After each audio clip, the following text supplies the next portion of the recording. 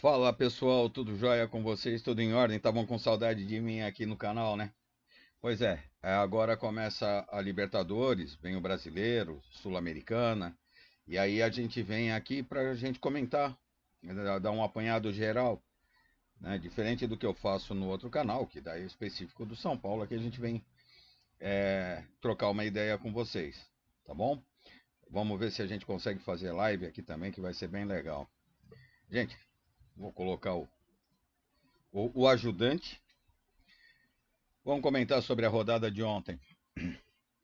Ontem o Universitário do Peru ganhou da LDU. Aliás, foi um jogaço esse daí. Eu assisti o jogo, foi muito legal. Muito legal. O Universitário saiu perdendo, a LDU dominava o jogo. No segundo tempo, o Universitário passou a dominar o jogo, conseguiu a virada, ainda teve um gol anulado.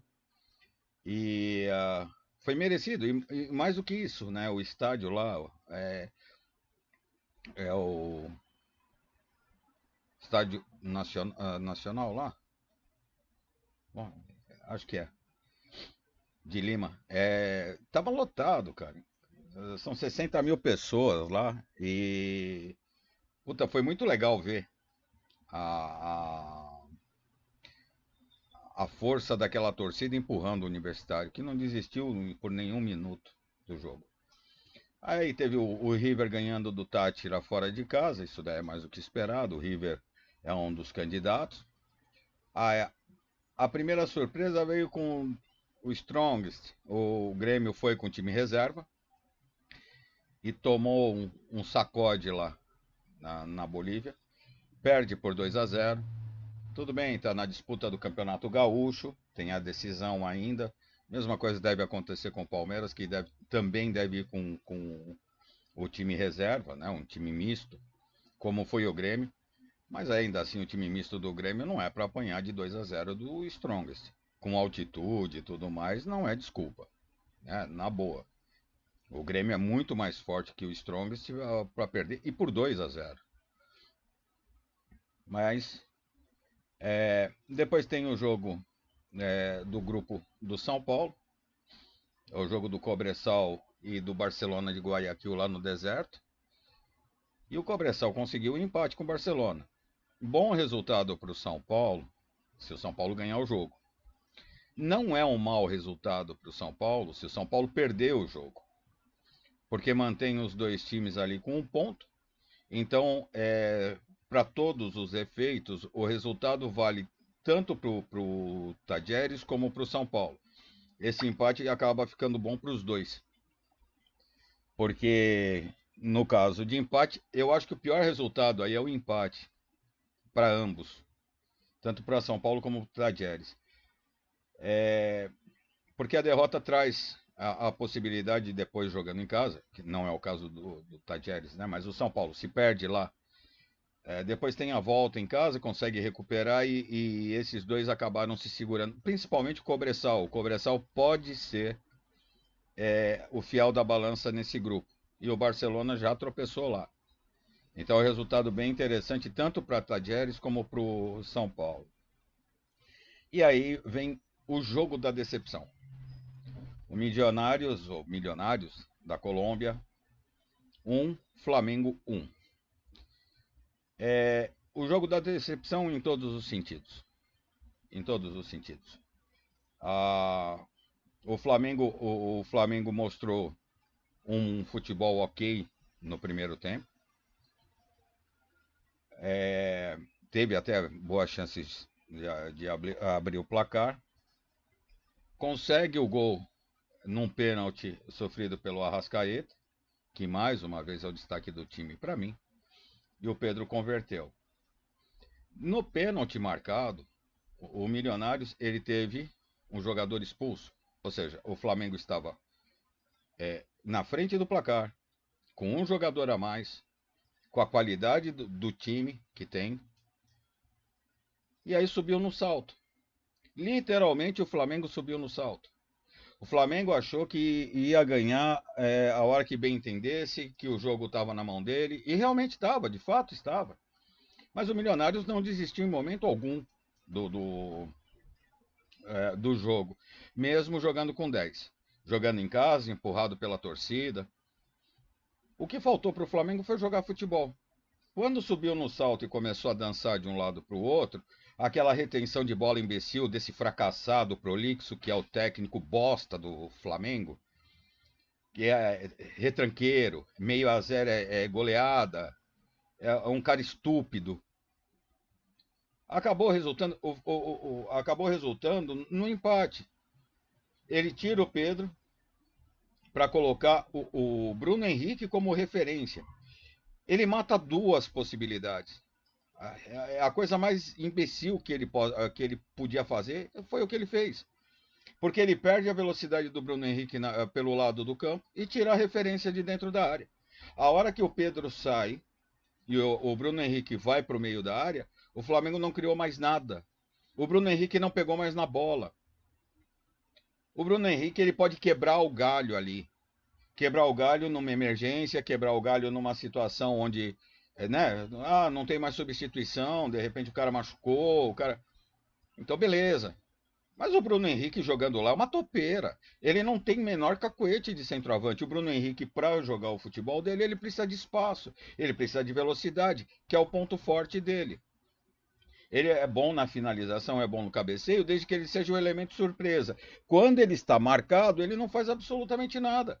Então, o fracassado Prolixo, ele faz essa asneira no time do Flamengo, tira o Pedro, coloca lá o Luiz Araújo e joga o Bruno Henrique para o meio. E aí acabou o ataque do Flamengo.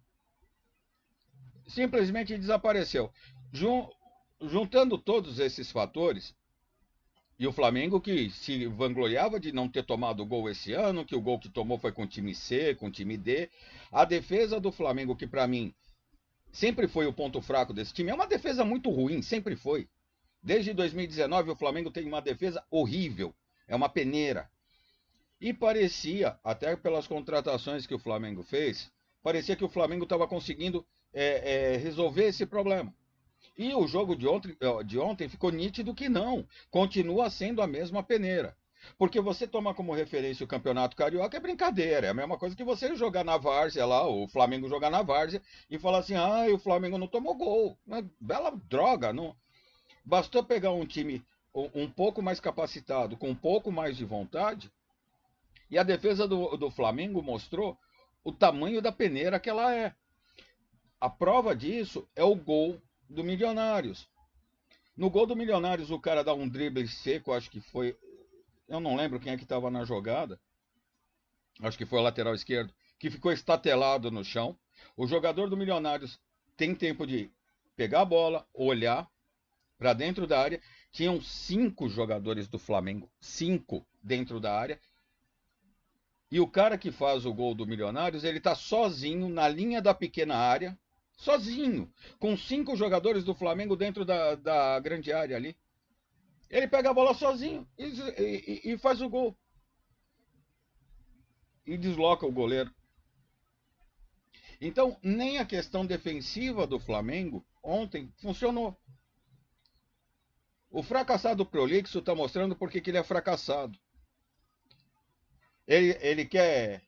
É sempre aquele. O box to box, a área 14, 15, 16, 25, 42, e a área não sei o quê, e toque assim, e porque os jogadores é assim, assado. Cara, o cara é extremamente incompetente. Sempre foi. Sempre foi. Limitadíssimo. Aplaudido por muitos aqui como genial, é o melhor técnico do Brasil. Nunca foi, nunca passou nem perto de ser. Assim, ele mostrou isso na Copa do Mundo. Quando você tem a possibilidade de contar com os melhores jogadores, ou os jogadores que mais se encaixam na sua disposição tática, no seu planejamento tático, na seleção ele só fez merda. Um pouco menos aí nessa última eliminação, porque ali na Croácia foi uma jogada individual, mas assim mesmo é falta de comando. Substituições erradas. Para mim ele errou totalmente ontem. Porque tem a decisão do Carioca. A decisão do Carioca já tá 3-0 contra o Nova Iguaçu. Tá com medo de tomar 4? do Nova Iguaçu, só na cabeça dele aloprado, para ele achar que o Campeonato Carioca vale alguma coisa, que o Campeonato Carioca tem algum tipo de dificuldade, principalmente para o Flamengo. O Campeonato Carioca apresenta uma dificuldade ainda para o Vasco, que é um time que se apequenou demais e agora está tentando crescer de novo, e vem conseguindo, vai se ajeitando. Tomara que o Vasco consiga crescer, voltar a ser grande. O Botafogo, com esse Textor, eu não sei não, eu acho que ele está cavando a própria cova. E o Fluminense do Diniz, que o Diniz na seleção não deu certo, mas que no Fluminense ele faz um bom trabalho e por onde ele passa faz um bom trabalho. Mas ainda assim, o Flamengo tem como adversário no futebol carioca, de fato, não de tradição, mas de fato, só o Fluminense. E aí ele para babar ovo para cariocada, para imprensa carioca, o campeonato carioca é o mais difícil do país. É o mais fácil que tem, ainda mais você dirigindo o Flamengo. Se ele tivesse dirigindo no Nova Iguaçu, pode ser. E ontem ele mostrou toda a sua incapacidade, toda a sua obscuridade. Ele é ridículo, é um técnico ridículo. Além de ser um extremo de um mau caráter, ele é um técnico extremamente ultrapassado. Todo mundo falava do Filipão. O Filipão saiu do Atlético Mineiro e assinou com a seleção mexicana, que não é das menores seleções. E todo mundo critica o Filipão, dizendo que, não, imagina, como é que você coloca? Cara, o fracassado prolixo do Flamengo está no mesmo nível do Vanderlei Luxemburgo. Aliás, se for pela história, o Luxemburgo é maior do que ele, porque o Luxemburgo ainda conseguiu dirigir o Real Madrid. E esse fracassado que achou que ia ser convidado para o Manchester, ele queria dirigir time da Premier League. Imagina só, ele com a capacidade ínfima que ele tem, ele queria dirigir time da Premier League. Ele tem que levantar as mãos para o céu, porque o Flamengo caiu na besteira de contratar esse medíocre para dirigir o time. Porque ele é medíocre, principalmente com o time que ele tem na mão. Que está longe de ser, mais uma vez eu digo, está longe de ser o melhor elenco do país. Não tem, cara, não tem, não tem. Isso daí é papo de imprensa. São bons jogadores, alguns destaques, mas, em suma, o elenco do Flamengo, o elenco do Palmeiras, o elenco do Atlético Mineiro, o elenco do São Paulo, o elenco do Corinthians e do Internacional, todos eles se equivalem. Elenco. A forma de jogar o jogo em si, o Flamengo leva a vantagem porque mantém a mesma base há 4 anos. Então, mas não é o melhor time da América do Sul, não é, está longe de ser. E a maior prova disso, ele não é nem o melhor time do Brasil. Que a maior prova disso é que desde 2019, esse super elenco que todo mundo fala, que é o time pica das galáxias, ele liderou o Campeonato Brasileiro uma vez só, foi campeão. Porque assumiu a liderança na última rodada, aí teve aquela armação do Internacional lá com o Corinthians, e o Flamengo foi campeão, perdendo para o São Paulo na última rodada. Foi a única vez desde 2019 que o Flamengo esteve na liderança do Campeonato Brasileiro. Então que porra de elenco é esse? Que o melhor do mundo, e o cara não consegue liderar uma rodada do Campeonato Brasileiro. Isso não vale para a torcida tá certa, é o melhor do mundo, é o time que tem que disputar a Champions League. A torcida tem toda a razão quando fala isso. Agora, a imprensa, principalmente essa imprensa carioca flamenguista, devia chamar o torcedor na chincha e falar: gente, não é bem assim. É um bom elenco, realmente é um bom elenco, mas não é tudo isso. Não vai ganhar jogo quando bem entender. Vai ter jogo que o jogo vai encaixar e o Flamengo vai fazer 4-5, vai fazer aquele puta jogo? Não tenha dúvida. Mas vai ter jogo que vai tomar de 4-5 porque o Flamengo não vai funcionar. Não são excepcionais. Não tem nada de galáctico nesse time. Tem bons jogadores com 1 ou 2 destaques. Mesmo. É isso que tem. Agora contratou um bom goleiro. O Rossi é um ótimo goleiro.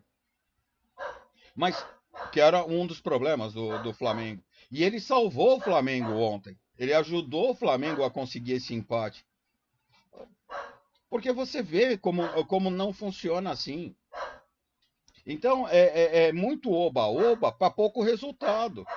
E quando trazem o Tite, estava na cara que ele ia fazer isso. Não é o perfil do Flamengo. Não é. O Flamengo é um time de ataque. Até porque a defesa do Flamengo, como eu já disse, a defesa do Flamengo ela é uma peneira. Você não pode contar com a defesa do Flamengo. Ela dá muito vacilo, ela deixa muito espaço. A marcação do Flamengo é extremamente falha.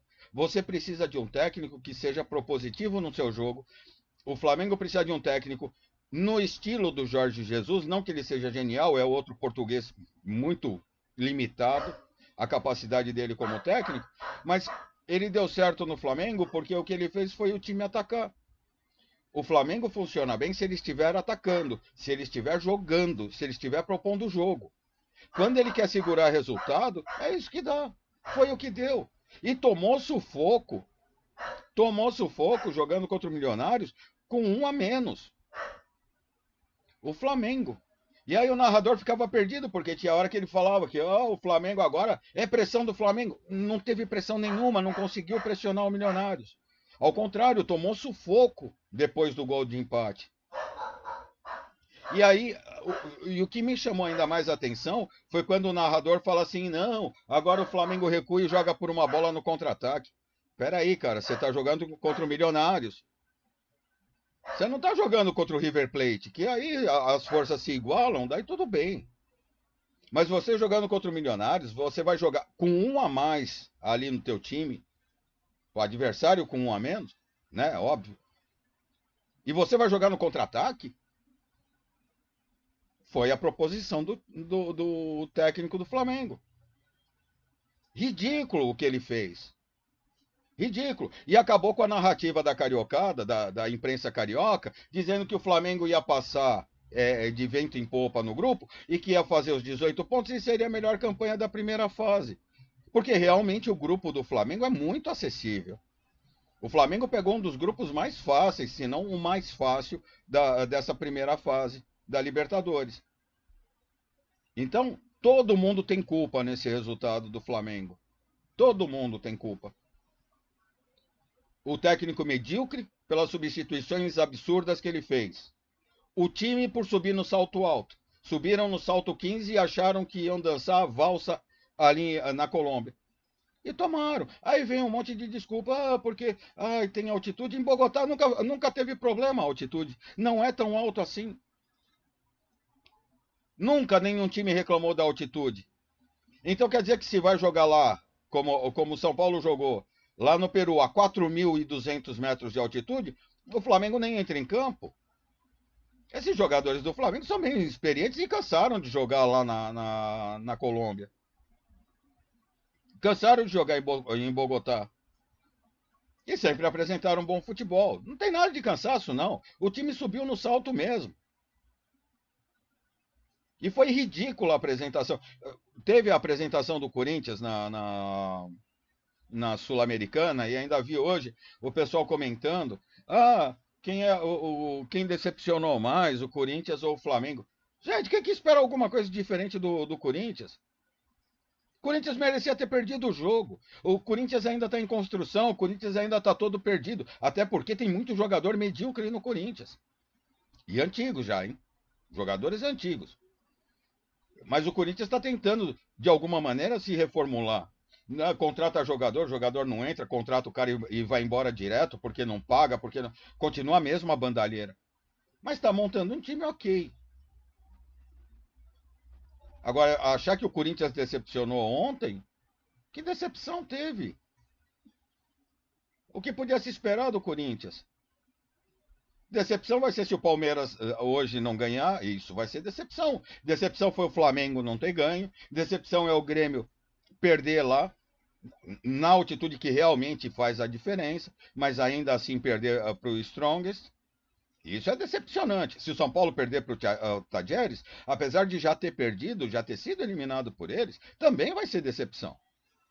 Porque o elenco do São Paulo hoje é muito forte. Então, se perder esse jogo lá, se empatar, dependendo da situação, ok. Se for uma situação onde você está perdendo, você vai lá e busca o empate, show de bola, puta jogo. Se for um empate como foi o do Flamengo, vai ser ridículo, tal e qual.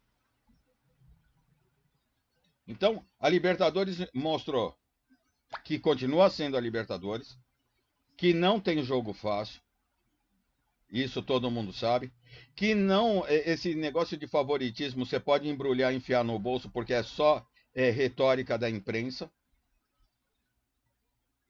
e que o Flamengo não é metade daquilo que ele pensa que é. Em termos de imprensa, em termos de jogadores, em termos de técnico. Não é. É um time como qualquer outro, bom time. Não mais do que isso.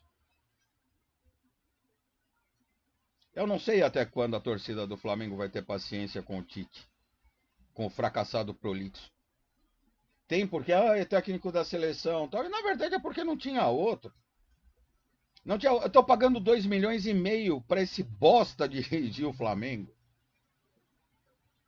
Ele é tão ruim quanto aquele outro lá, o espanhol que veio depois do português lá, esqueci o nome dele.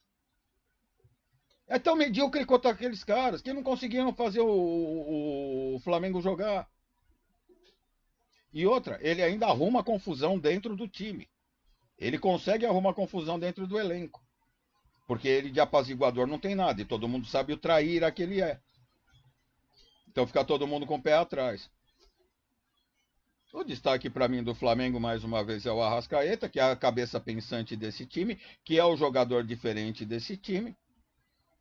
E o resto, meu, ficou devendo e muito. E muito. Por quem é, pelo jogo que foi, pela situação do jogo, na verdade merecia ter perdido. Da maneira, pelo comportamento que teve, merecia ter perdido. Achou que ia golear e olha, não perdeu por um triz. Bom, gente, e pra gente encerrar aí o vídeo, eu queria saber do seguinte. Eu queria falar com vocês o seguinte: o John Textor, ele tá soltando aí farpa para tudo que é lado, tá parecendo metralhadora na mão de cego, para justificar o fracasso do time medíocre dele, medroso, não medíocre, medroso, o time que afinou. Então ele acusou São Paulo, acusou o Palmeiras de manipulação, imagina, ele acusou o jogo contra o Fortaleza, que Fortaleza entregou. O Palmeiras já era campeão quando o Fortaleza entregou, isso foi o ano retrasado, né? O ano passado, o jogo do São Paulo, que 5 jogadores do São Paulo teriam entregue o jogo. Ninguém entrega o jogo para tomar de 5-0 do principal rival. Por mais que você queira prejudicar algum time, você jamais vai favorecer o teu rival, a não ser a bosta do São Paulo, que já salvou o Corinthians 2 vezes de rebaixamento, quando deveria ter entregue a droga do jogo contra o Juventus e o outro jogo lá, que era para jogar o Corinthians para a segunda divisão, no Campeonato Paulista, porque no Brasileiro eles estão acostumados, mas no Campeonato Paulista. E o São Paulo não fez. A torcida ficou brava, todo mundo, e eu também fiquei bravo, mas ao mesmo tempo você reconhece o profissionalismo daqueles caras que estão vestindo. A gente, como torcedor, a gente fala, mas quando você olha para o teu time, que poderia por 2 vezes ter rebaixado o até então maior rival, e não o fez, você diz, puta que pariu, que time que eu torço. Olha a postura dos caras. Então, você acredita mesmo que o São Paulo entregaria o jogo para o Palmeiras para apanhar de 5 lá dentro? Que diferença ia fazer? Você perderia de 1-0, se fosse o caso. Você entrega 1-0, não vai lá, tenta não fazer gol. São Paulo foi amassado pelo Palmeiras. São Paulo jogou sem vontade? Jogou sem vontade. Tinha acabado de ser campeão da Copa do Brasil, estava de ressaca, chegou lá, foi para brincar e o Palmeiras estava jogando sério. Então, o São Paulo tomou o que mereceu tomar. Palmeiras jogou muito mais que o São Paulo. O Palmeiras jogou aquele jogo à vera e o São Paulo jogou como se fossem casados e solteiros. O resultado não podia ser diferente. Agora eu queria perguntar para o Textor o seguinte: partindo desse princípio, porque como ele pegou 2 goleadas, quando o Flamengo perde do Fluminense a final do Carioca, o Flamengo entregou também? Porque o Flamengo tinha ganho o primeiro jogo, estava tranquilo, daí tomou um sacode de 4, deu o título para o Fluminense, que favoreceu o Diniz, né? Que o Diniz não tinha nenhum título de expressão, foi o primeiro título de expressão dele. Então a gente também dá para desconfiar que o Flamengo entregou o título pro Fluminense? E quando o Palmeiras tomou, quando o Palmeiras virou em cima do seu Botafogo, o Textor? E o jogo contra o Grêmio? É, vocês também entregaram o jogo? Porque mais fácil de, de suspeitar de manipulação de resultado, como ele colocou, seria muito mais fácil você suspeitar do próprio Botafogo, que entregou dois jogos que ele estava ganhando por 3-0 e 3-1, com folga, e tomou as duas viradas, do que num jogo onde o São Paulo levou o sacode de 5-0 do Palmeiras. Ou não? Seu time entregou também? Você está envolvido aí com casa de aposta, Textor? Hum? Já que você pode levantar suspeita, não estou afirmando nada. Mas se você pode levantar suspeita, por que, que a gente não pode também? Não está meio esquisito essa história? Como é que seu time, com 13, 14, 15 pontos na frente do segundo colocado, conseguiu perder um campeonato brasileiro? Entregou? Você fez aposta em outro time, por acaso? Casas de aposta em Londres, elas pagam muito bem, principalmente quando tem zebra. Né? Quando a coisa são favas contadas e aquilo lá não acontece. Aí o valor vai lá em cima. Em texto, já que você não apresenta prova, porque eu não estou afirmando nada, eu estou perguntando se isso é possível ter acontecido. Você não, você foi contundente em dizer que 4 jogadores do Fortaleza e 5 jogadores do São Paulo entregaram o jogo. Você vai provar? Tem como provar? Esquema de arbitragem eu não discuto porque eu acho que tem esquema de arbitragem, então aí eu dou razão a ele. Para favorecer A, B ou C, tem 2, 3 times que são sempre favorecidos. Então, esquema de arbitragem é claro, é nítido. O Palmeiras é beneficiado pela arbitragem aos montes, principalmente quando é contra o São Paulo. Aí, então, é uma festa. A arbitragem não vê nada, vê falta onde não existe para anula gol, dá impedimento em gol contra, não marca pênalti claro, e por aí vai. Então, contra o Palmeiras contra o São Paulo, o que ele é favorecido pela arbitragem é um absurdo. E aí tem mais 2 times ali que são sempre muito beneficiados pela arbitragem. Mas e o seu Botafogo? Foi prejudicado pela arbitragem? Foi incompetência do time? Ou você também tem alguma pontinha de culpa nisso tudo? Prova aí, Texton. Porque eu acho que você vai se afundar. E o pior, você como dono do Botafogo, a instituição Botafogo, que sempre foi respeitada, ela pode pagar caro por isso. Você pode acabar com uma das lendas do futebol brasileiro, mesmo não estando tão bem. Um abraço, fiquem com Deus. Hoje tem rodada também da Libertadores. Aí à noite a gente faz um outro vídeo aí para falar da rodada de hoje. Amanhã tem o complemento dessa primeira rodada da Libertadores. A gente fala um pouquinho também da Sul-Americana, que o Inter também foi uma decepção, hein? Empatou 0-0, mas foi fora de casa, ainda vai lá. Mas o Inter, com o elenco que montou, não pode empatar assim. Um abraço, fiquem com Deus. Logo a gente se vê.